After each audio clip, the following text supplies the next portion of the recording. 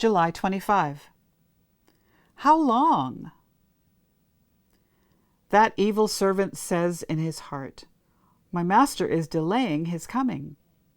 Matthew 24:48. God promised Abram that his descendants would be a great nation and occupy the promised land. Yet, 400 years later, Israel had not yet entered Canaan. For more than 200 years, God's people were in Egypt, and for much of that time were pressed into slavery.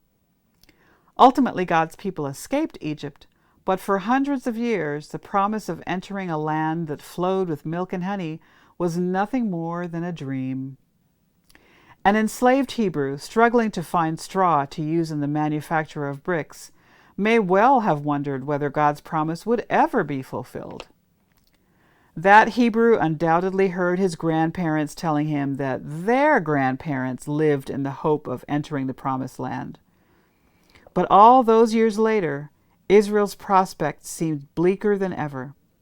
Although God kept his promise and Israel was liberated from captivity, for generations the promise made to Abram may have seemed an impossibility.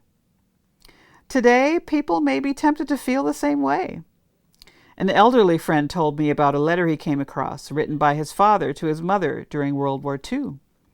"I am convinced there is little time left until Jesus returns," the man wrote, "for I have seen man's inhumanity to man, and it is great."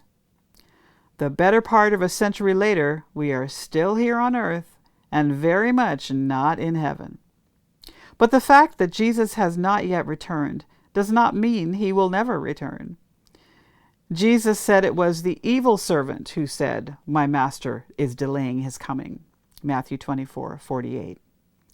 The waiting time on this side of the second coming of Jesus is, in reality, a manifestation of the mercy and goodness of God. If Jesus had returned a generation ago, not one of today's younger generation would be saved. If Jesus returned yesterday, there would be no more tomorrows in which we could share the gospel with others. For now, Jesus waits.